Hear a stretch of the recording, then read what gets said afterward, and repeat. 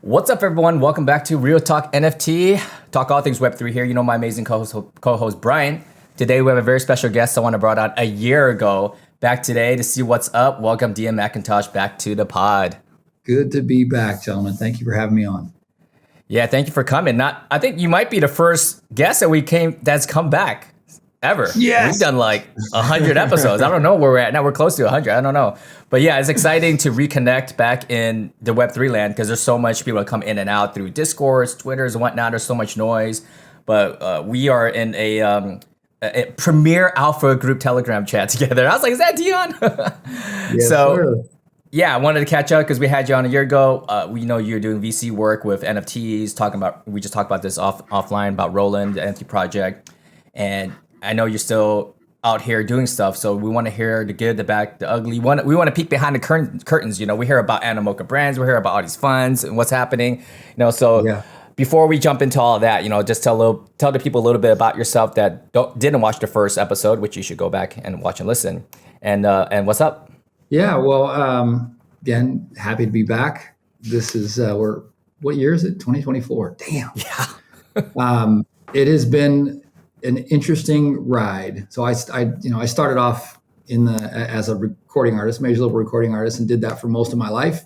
And then caught the entrepreneur bug pretty young and started failing forward and building businesses and just experimenting and trying to find my spot. If I'm not on stage singing and doing that whole thing, where do I fit? And I found a sweet spot in creative strategy. So helping either whether it's my project or someone else's, helping founders launch their big ideas and help them with like messaging and story and branding and go to market and just kind of figure out all the creative stuff that goes along with that. And then I added to that writing checks as a small kind of angel investor. And that took me into the VC world. And fast forward through all the things, and I launched a SaaS product and exited that at a Series B, and had tried all the things and experienced all sides of the venture game. And I landed in Web3, and I feel like I found my playground, my happy spot. Mainly because of the collectibles and gaming side of it. Those are the things that I really nerd out on. I always say that gaming kept me off the streets growing up in the hood. If it wasn't for video games, I'd probably be a different person. And in the house trying to beat Zelda on NES is the thing that kept me straight. And so when I found Web3, I'm like, oh my God, this is like a nerd's paradise. And there's tech involved, and there's collectibles, and there's all these nice people, and there's community, and we're all like supporting each other, and GM brother, and hey friend. And I'm like, what is this place? This is so cool. This was 1990. This was 2020 is when I really got into it. And then I said, you know what? This is where I'm going to plant my flag. And so we spun up a venture studio called Bad People, which was the name of my creative agency previously. And we just look to go fund and support the badasses, hence the name Bad People, out there trying to build things that create sovereignty and freedom and empower people, regular folks, and sort of wedge in between all the predatory systems and the people that are sucking value out of communities and sucking value out of people and pretending that it's for the people. I want to back the founders who are out there being revolutionists and actually building things that can free people from these systems. And so here we are today. We have investments in a number of projects from the picks and shovels of Web3 tools and SaaS platforms and things like that to gaming, people that are building cool games where users actually get to own the IP that they buy. If I buy a skin, it's mine, which I think makes so much sense. Fortnite's generating a couple $1 billion a year, and 80% of that is in cosmetic products that you don't own, which is wild to me. And so I love the idea of gamers who invest so much time and money into these platforms getting to own a piece of the stuff in the game. So that's exciting for us. And then we're investing in music. We want to be able to bring some more freedom to artists. As an artist myself growing up, I still get checks today in the mail from stuff I wrote 25 years ago, and I have no idea who sold my publishing to who. It got so messy. I never did a publishing deal, but somehow someone sold my stuff in all these foreign territories, and I get checks for like $4 from some weird, I don't even know what it was, And you have artists that are trying to eat off their craft, and you spend years and years and years beating up on your craft and writing and pouring your soul into it, and someone can just come along and own your IP and steal your stuff, and then they, after sucking all the value out of artists, then they drop you and you're done, and it's game over. But then the label still owns the rights, and they'll go and monetize your stuff in perpetuity in some cases. And so those are the kind of things I'm interested in dethroning those folks that are doing that. And so, yeah, I know I'm feeding you with a fire hose, but I'm just kind of giving you a sense of the landscape that we're playing in. Other little bit of news: back in October, my company got acquired. My creative agency side of the business got acquired by a larger agency called Human Design. And so I joined them sort of as the honorary head of brand, where I tell their story and go out and bring them some business, and some of our high level friends that have companies that need brand and story. And I'll bring them back over to the boys at Human and let them work their magic. Their clients are like Nike and Google and Land O'Lakes and big clients. But their specialty is humanizing brands, helping tell emotionally resonant, authentic, truthful stories for brands to connect with people on an emotional level. And so that really spoke to me. So we did a deal, and now they have our side of the business. And Bad People, just so you know, we branded people. So we told the stories of like founders and athletes and celebrities and folks that just wanted to get their personal stories out there. That was our book of business. So they took all that over. And so that's what's going on today. Whew. That's not a little. That's a lot. You've been doing stuff. It's been a year, but it's felt like we say dog years lightly, I think, right? Yes. It's only been a year. I checked back on our thumbnail on our YouTube podcast. It's felt like 7 years has gone by, and a whole other planet or landscape in Web3, not only in your business, and congrats, by the way, with everything that's been happening with your other side of business. And it's just been so much that's evolved. I guess the question is, and it's a loaded question, what's like the biggest learning lesson? There's probably like a million of them, right? But if you could go back in time and tell little Dion, hey, starting Web3 VC fund back just a year ago. Now we're not talking about 10 years ago. What's the different step might you have taken? What is it where you thought it would be? A year late, just a year later. Are we still early? What's your kind of your overall high level view? There's a lot of questions there, but I think you could give some good insight. Yeah. So I probably would have. Here's a great little story. So we did, Roland, the music company, the iconic music company, that's responsible for the 808 drum machine. That drum machine has been on more hit records than any other drum machine in history. Incredible company. So we got an opportunity to bring them into Web3 and just sort of like put their toe in the water. And so they gave us permission or the blessing to launch an NFT collection around the 808 drum machine. So we did their 808 day party. It was a huge hit here in LA. And then we launched this collectible, which is just a little digital, like 3D 808 drum machine. Super dope. However, I made so many mistakes on that one. I mean, I got my butt kicked on that project. One, we invested too much money in not marketing, but just fancy stuff that just wasn't necessary. I thought I needed to go bigger than I needed to. I could have just launched it and jumped on a bunch of spaces and kind of properly built up to the launch. By the time we launched, I was, 50, 60 grand into it. And no one even knew that we were launching. People were like, what? Roland's got an 808? But it had already been out for like a month at that point. And so I probably would have stayed with the more organic approach. And we know that paid marketing for NFT projects at that time was not the way to go. It was really all the scam projects and that were doing that. But for some reason, I thought because of the brand, we could dump money into it and we just put fuel on it. And that was the mistake that I made with that one. And then the other thing, because of that, I started to overthink too much. Then I started to get way too scared, if that makes sense. So I was like very like, oh, if we're going to invest, we're going to go really, really slow. And as a result of that, I missed everything. I missed all the opportunities that came and went to like get involved and participate because I was just sitting back, kind of afraid to deploy capital for a while there.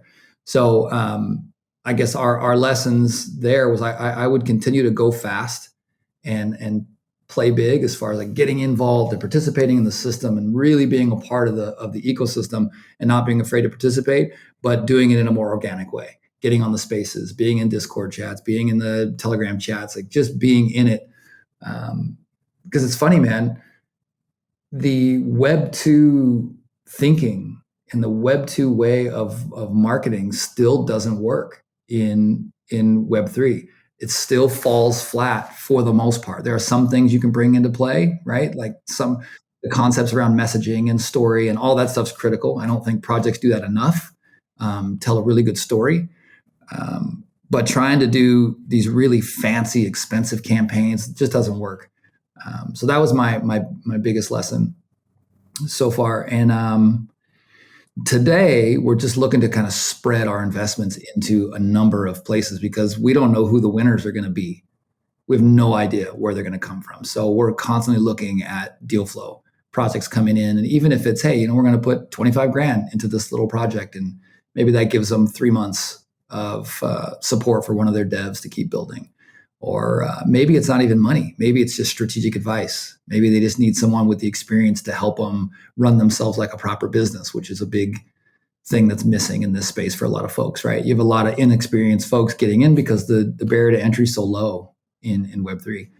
And so sometimes just having some advice and guidance from someone who's been down the path is enough. So we're just trying to get ourselves involved and get ourselves positioned in to try to find the right founders who have the right mindset, who really care about the people that they serve, who are actually trying to add value and solve real problems. And there's that side of it. And then the fun stuff, the entertainment, not just tools that are going to help onboard the masses, but the fun stuff, the gaming, the music, the entertainment. We're participating and playing in that as well. And then you asked me a question and I forgot about the other one, but yeah, that's about it. No, solid. There was there was probably like 15 questions in that one question. I tend to do that a lot. I need to tone that down back a little bit. Well, good. Yeah, we love music NFTs. Personally, we had a guest on that did Rock Nation and Puma, the shoe, with Legitimate. Yep. Us and Ghostface Killah, pretty much best friends at this point. I minted his Bitcoin music that came out. It was fire. It was CCO. It was awesome. I think there's a lot of opportunity there. I know Timbaland did. He was helping recording artists to launch in his own metaverse. I haven't kept the pulse on it, but I imagine there's a vast opportunity in that space. How's that going? I know Gala started musicians, did this stuff with Jordan Sparks, and it just seems like a natural path, right? Even with concert tickets and whatnot. How's that vertical been going in Web3? Yeah, we're looking at a couple startups right now to back that I think are solving some really interesting problems in music. The challenge is right now, that's what you said, are we still early? I think that is, yes, we are so early. There is no clear leader or front runner really anywhere doing anything that you can consider like, oh, they're the guys. They're the new Meta. They're the new whatever you want to say. They're the new X. There's nobody that's really the guys, the gals yet, which means it's wide open for anyone right now sitting in their living room or their office or in their car listening to this. It's wide open for anyone to take the lead. If you see a problem out there that you could solve with blockchain technology in some way, it could be you. You could be the next gigantic, decacorn that takes over and goes out there and makes a big impact on humanity. That's what's exciting to me. The flip side of that, however, is we're so early. I have yet to see anyone making real meaningful impact for artists, like for real. There's a lot of novelty, a lot of, oh, that's cool. Oh, that was fun. I minted this thing. I minted that thing. But when we start talking about making an impact, specifically in music and for artists, what are the things that really matter? One, an artist wants to be able to create their music on their terms. However they want to create, whatever they want to say, whatever they want to do, they want to be able to do that, and they want to be able to eat from it. How do I make a living? How do I take care of my family? How do I pay my bills and be able to live my art? And then 3, how do I get recognized for my art? Like get in front of more eyeballs, build my fan base, do more shows. Some folks love the awards pathway. How do I go down that path and start getting that kind of recognition? And so someone that's solving those things, that's interesting to me. How do I make sure that the artists actually get the money that they're supposed to get for their work, rather than it gets chopped down by all these predatory middlemen that are unnecessary in the process, and it's shrouded in all this weird accounting and mystery, and you don't know what actually is going on. So when you ask about how that's going right now, as far as music, there's not many people that I have found that are solving those things. And it's more novelty. Like, the fans don't really give a damn. Like, okay, I like this song, but why don't I just go listen to it on Spotify? I like this artist. Okay, cool. If they're doing a show, I'll go listen. What is the real benefit of getting involved and having to figure out a wallet and then go and do all this stuff? What do I care as a fan about all that? So also creating a reason for fans to go through all that. I haven't seen many people solve it. There is a guy that we're looking to invest in who's got an interesting platform. He's got a way to directly connect artists with the fans, and incentivize the fans for participating in the ecosystem, for showing up to concerts, for streaming their music, and the artists can directly communicate with them, and they'll know who's in the audience in real time. Right now, Live Nation if it's a Live Nation tour, they're the only ones who actually know who's in the building. The artists, even as you move up the food chain, they don't even know who's in the audience. They have to communicate through platforms, whether it's text or whether it's email or whether it's a group that they've set up in IG. They don't control their own database unless they build their own mailing list. So the platform can change something at any time and kill that artist's relationship with their fans overnight. They could block their account. They could shadow ban them. They could, next thing you know, their fans don't even really have a way to find out what's going on directly. Wow. And so there are people solving that relationship.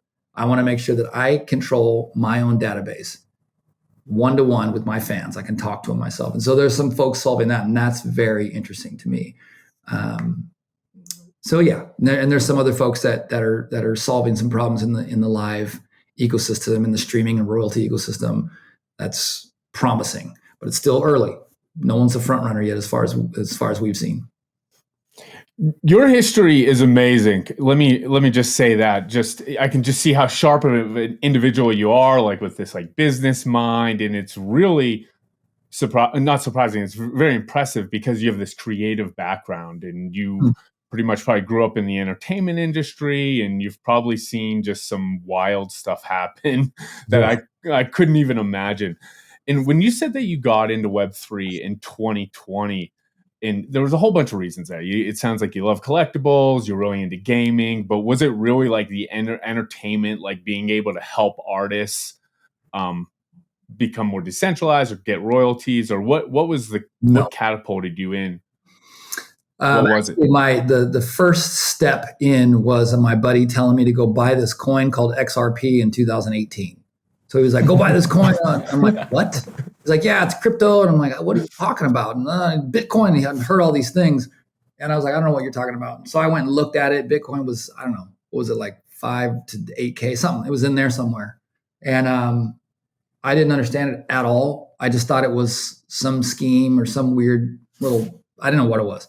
And but because of the source of the recommendation, I just bought some XRP. I figured it out. But as I was trying to figure out how to do all that, it sparked my interest a little bit. I'm like, oh, what is this? This is very interesting. I used to build my own PCs, and I was the guy that would people would bring their PlayStation 1 to me so I could put a mod chip in so they could copy games from Blockbuster. And play and so I was the guy that would burn games for them and mod their PlayStation. So I've always been into hacking and figuring out how to break things and push the limits on it. And so this space seemed that way to me. It seemed like it was a new place for me to hack and play and experiment and push things. I'm like, ooh, this is kind of fun.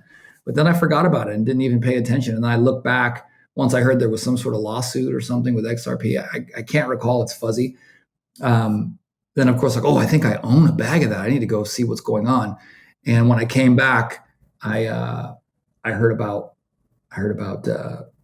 the Bored Apes stuff that was going on. I'm like, oh, wait a minute. And then that got me because it was cool. It's like, wow, what do you mean? They're collecting these things and people are getting rich over there. What is happening? And then that got me. And so then I started down the path, and it was more of a curiosity and more of the collectible side of it. That's what started it. I had no concept of changing the game for artists and all that stuff at all. It was just a creative side of it. And then I minted my first project and got rugged, which was awesome. It was amazing. And that got me in. But what hooked me was this overused word, and I wish I could find a replacement for it, but there's really not, was this community. And once I got into Discord and started chatting with folks, I realized all these kindred spirits were in there. People that loved some of the same things I loved in the gaming stuff, but it was this supportive environment that I hadn't seen in a very long time, where people were supporting each other and really kind and helping each other out and helping onboard their friends. I just loved that concept. It was super fun. I was in Discord throughout the day. I'm supposed to be working, running a company, and I'm on my phone, like chatting with some DGen about something. It was just fun. And so that's what got me. And it wasn't until, maybe like 6 to 8 months into it that I realized, wait, there's an opportunity to actually disrupt a lot of things with this technology. Awesome. Yeah. Long answer. Tell us what's happening in the VC world, if you're plugged in at all. What's the direction that most people are headed into right now, or the most opportunity, if there is such a thing? It's only been a year. That direction can change really quickly. Yeah. So this might be a disappointing answer because I stay pretty far away from the typical VC ecosystems. I think that they are also predatory. I think that they're archaic and broken. The way they invest, it's all about just getting a return for their LPs. It really doesn't have a lot to do with the people that the company serves and the actual founders and their families. And in general, this is just a blanket statement. Obviously, there are people out there that care about all these things that are investing. But for the most part, the conversations that I have, it's very math, it's very binary. And I'm more about the human beings. I like to spend time with the founders and get to know them. I want to see what makes them tick. I want to know about their families. I want to know about their dreams and their goals and kind of about their wiring, right? And then and go from there. And then I want to know why they do what they do. Do they deeply care about the people they serve? What are they trying to build? What are they trying to solve? Are they looking to build this for a big exit so they can have a fancy I'm a billionaire founder story? Because I don't care about that. I want to meet the guy that's like, dude, I would do this for free. I eat, sleep, and breathe this stuff because I so deeply care about this problem. And that's the conversations I'm in. I think that a lot of VCs invest in what they know and who they know. And it's why we see this big gap in the types of founders who are funded. You still have less than 2% are minority and women. And it's not because there's some master plan to be racist or to cut people out. It's because you're comfortable with who you're comfortable with. So if I'm a VC that grew up around a certain type of person and I'm starting to meet with founders, I'm going to invest in the people that I can relate with to some degree, right? And some kid from the hood that's got some new tech or something he's working on an idea, I might not feel comfortable unconsciously. So I might automatically go into the trash bin with that deck because I don't know that person. The way they approach investing just is broken. So I stay out of the ecosystem. I don't really care what they're doing. They all follow each other. They all suffer from FOMO. If one guy writes a check and they find out Andreessen just invested in whatever company, then they're, I want to get in on that. It has nothing to do with people. It's just numbers and money. And so I tend to stay out of it. There's a few folks like Mark Yusko over at Morgan Creek who are just incredible examples of what like the old guard can look like when they get involved in this new way of thinking. And I say old guard because he's, previously investment banker. He's deep in the banking system. He grew up in that ecosystem and built a massive career and fund around that stuff. And now he invests in the future. He's, I maybe even call him a Bitcoin maxi. And so he's a great example of what happens when someone can take that old school knowledge and wisdom and apply it to this new thinking of freeing people and serving people and creating sovereignty for average folks. And so there are examples out there of really good men and women that are from that system that are coming in and making changes. For us, we're a small fund and we're just looking to fund the right kind of human being. So I kind of stay to myself, for better or worse. I should probably get involved in the system a little bit more, But I just sort of, every time I get involved or I go to like a meetup or something and hang out with these folks, I'm like, man, you guys, seriously, this is boring and I hate it. So I tend to hang out with degens. I don't know what's worse. Well, you seem so authentic for the space. That's the thing I love about you is like it does feel like you found this path here in Web3, and I could just relate because of my past history in the corporate world, and now I'm with Joe talking about all things Web3 and NFT related and what meme coin looks attractive. Does it make us laugh? Who's the founder behind it? We were literally right before we jumped on this podcast, we were just talking about, and we say it every day, just how fast things are. I was like, man, I take one day off, or like I don't look at I play golf for a few hours on Sunday. I come back and the entire, for better or worse, the whole Web3 world blew up, and I'm trying to catch up. And I'm like, my wife's like, "What's going on?" I was like, Dude, if I even told you, that's you would think I'm crazy. funny. I have a story you'll appreciate. So my 11-year-old son is into the Web3 stuff with me. He's got his own little bag of coins, Oh, I love it. and Nice. so I got him in this I love it. from our alpha group. I got him this coin 99 cents.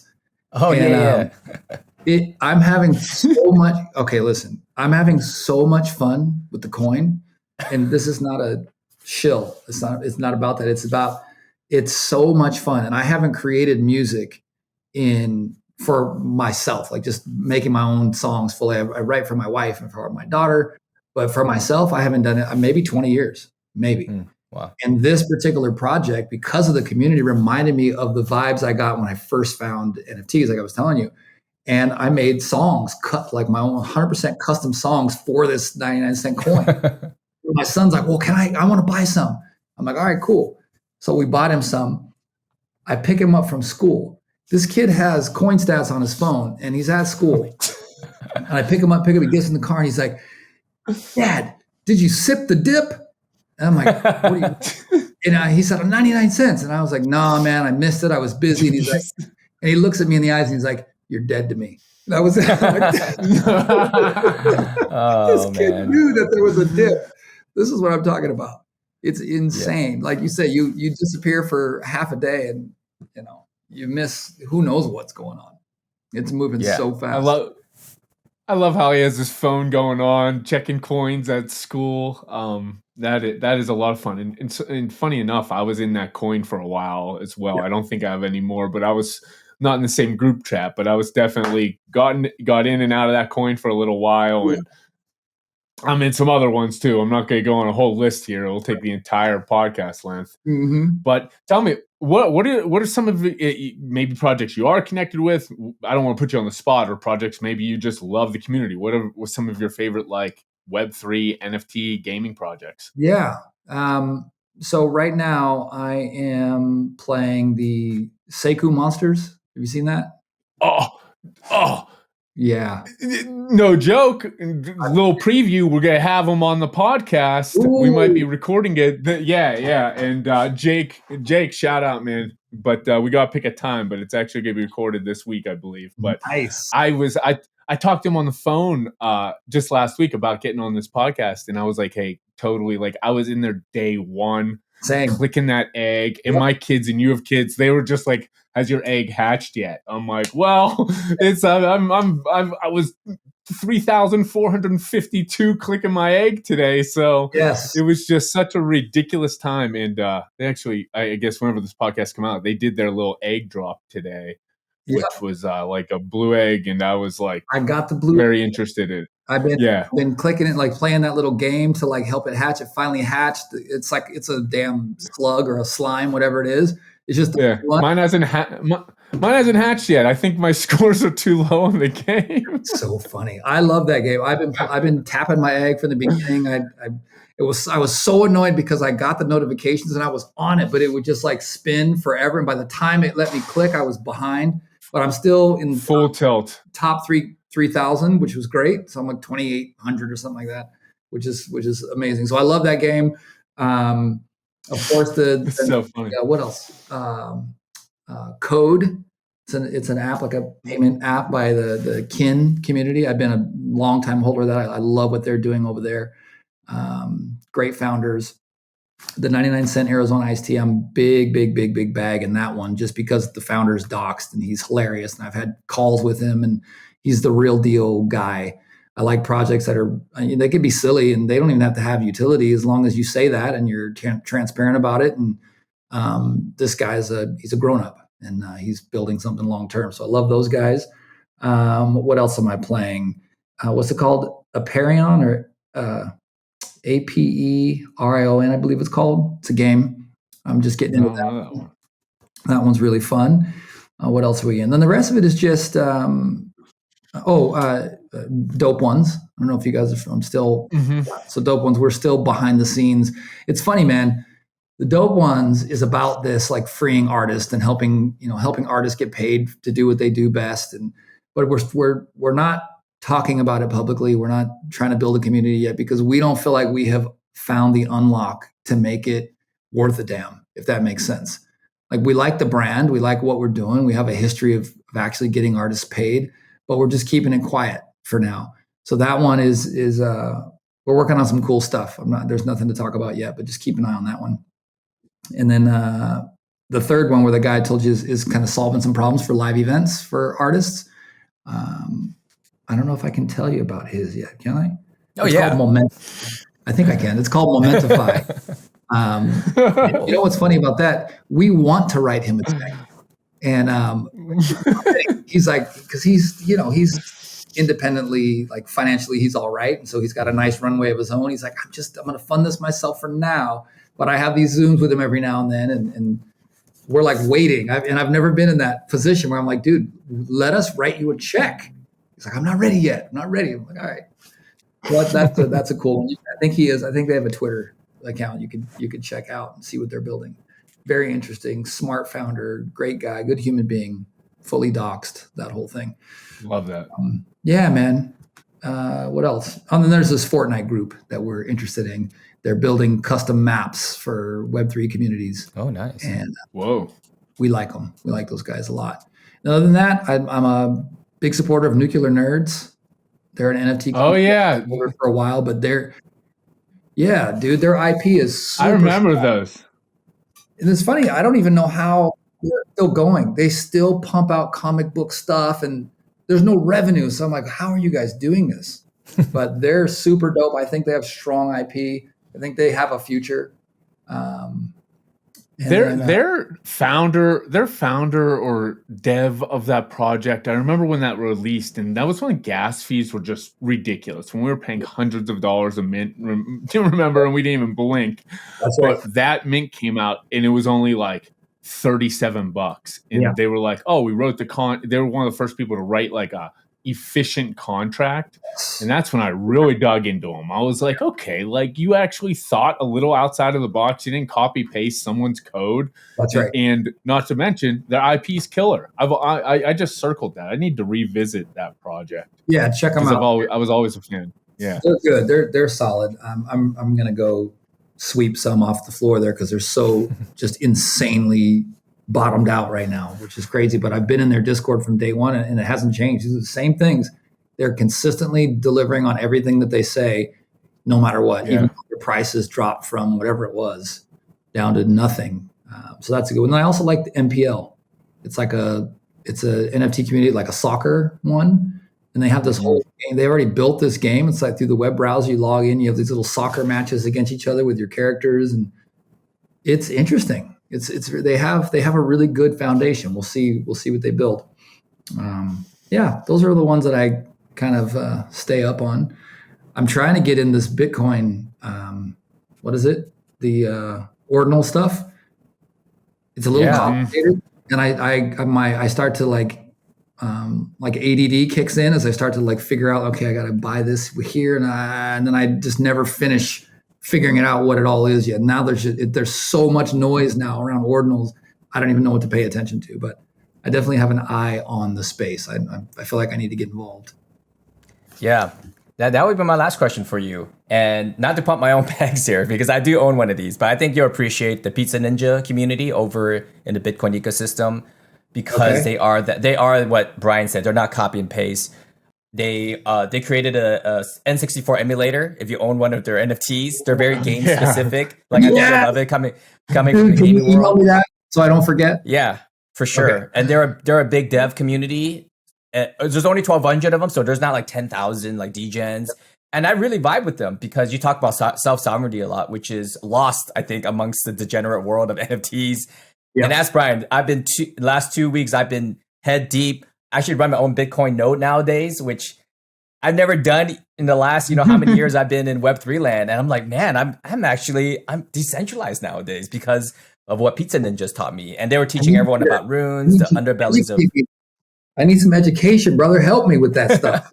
Well, I'm learning, so you could go in there and check them out. But yeah, that's the whole idea of, for me, full circle Web3. Like it was initially what you talked about, empowering people to own their own assets and whatnot. I was like, man, I kind of got lost in the sauce and kind of find my way back full 60. Yeah. And that's kind of what I appreciate about this, the newest or the latest trend or meta or alpha, what do you call it, in the world of Web3, which is Bitcoin ordinals. And so that was my question to you. Like there's so much stuff popping off this last year since we talked. Base. Solana had its moment. Ethereum's tumbling down. Bitcoin, the mothership's here. Everyone's bowing down right now, and just all these changes, and just kind of getting your thoughts on that overall. And where do you think we're going, past this year?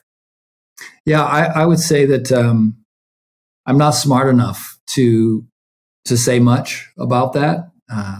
All I can say is I'm trying to support communities and founders that have the right mindset, who are way smarter than I am, who understand sort of where the implications of where this can all go, and the technical side of it. Like, how do you actually deploy software and programs in this space intelligently that's a little more future-proof than some of the stuff I was investing in the beginning, which was just ridiculous vaporware.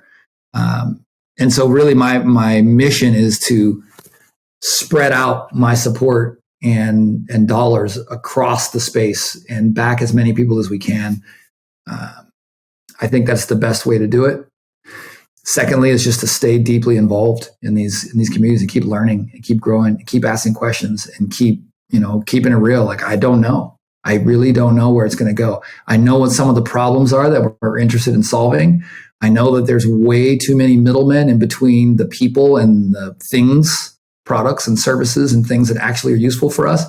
And so I know people are going to unlock those systems, especially as it comes to the legal system, as it comes to medical and healthcare, of course, music and gaming and artists owning their IP, like all of those things, those are where we're going to see huge innovations at some point.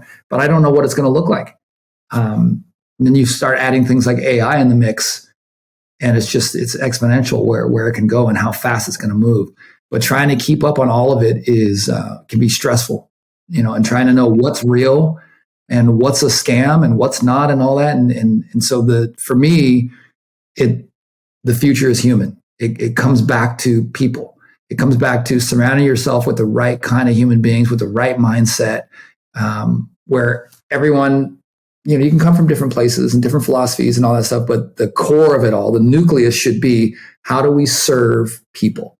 How do we help people live better lives? How do we help people be more efficient? How do we actually help those of us who might not have contacts, who might not have access, who might not have the resources? Because when you have those things, it's a lot easier no matter what's going on, right? You can just kind of buy your way ahead of the line, so to speak. But what about the rest? I'm interested in serving the rest, because I think when the whole is taken care of, then we all get handled. You know what I mean? And the vast majority of the people are below the line. The vast majority of the people don't even know what a wallet is. They don't even know what blockchain means. They don't even know. Yeah. They just rely on the system of trust. They trust that their bank is taking care of them. They trust that their politicians are taking care of them. They trust that their doctor is saying the right things. And they have no visibility behind the curtain on what's really going on. And so when you ask me like what this future looks like, I don't know, but I know it's a human thing. It's about people. And there's so many degens in the space right now that are propping up the space. So it makes it look like it's doing all these things, but it's really just a bunch of people trying to get rich.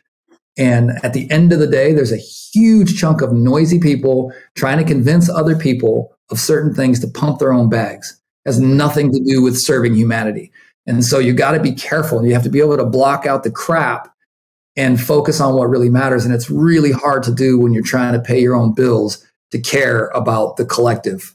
It's very difficult. And I understand when I'm like, shit, I got kids, I got bills to pay. I can go over here and throw some money in a meme coin and maybe I can get rich tomorrow or in 3 days when it goes up 6,000%. And you focus on that and you miss the real opportunity. And the real opportunity is being part of something that can change humanity, that can make things better on the planet for all of us. And it's difficult to separate that. And so what I have found is the way to do that is to surround yourself with people who see things that way. And because then you're surrounded, it's this kind of collective momentum, right? Where we're all saying the same things. Hey, man, how do we make a difference? How do we make impact? What's going on? What's a great project? Who are some good founders that are really moving the needle and trying to break some of these predatory systems?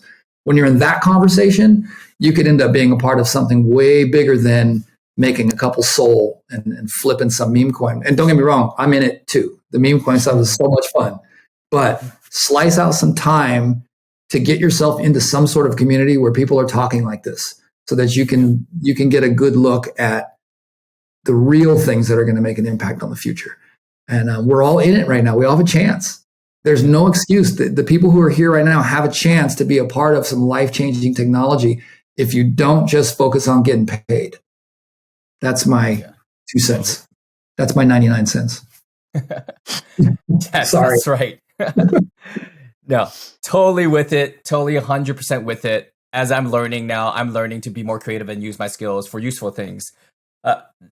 Minting a meme coin is not one of those things that are really useful to the world, but at least I'm learning skill sets that I can create my own like artwork, for instance, or whatnot. And so, yeah, I'm definitely excited to do everything that you're talking about. So, man. Oh, and quick shout out to Maki. Give me my money back.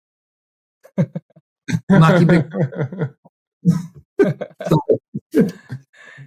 You heard the man. Well, where can people find you? Where can projects find you? I'm sure they want to connect with you after hearing today's podcast and talk to you in real time. So how do people connect with you? So on X, I'm saying X now. I'm so proud of myself. Yeah. On X, I'm at Meet Dion, MEETDION. And that's where I spend most of my time. I'm that on all the platforms, but I don't go anywhere else but X. That's sort of where I live. You could also go to badpeople.la to see our little manifesto and get a sense of kind of how we approach our investments and our thesis around that. I think those are the 2 best places. Awesome. Dion, I can't wait till next year, man. We're probably going to feel like 100 years older by then, but we're yes, indeed. Some cool stuff to talk about, I'm sure. Yeah, man. Looking forward to it. Thank you, guys. I appreciate you having me. Yeah. Thank you so much for being on, Dion. Of course. My pleasure.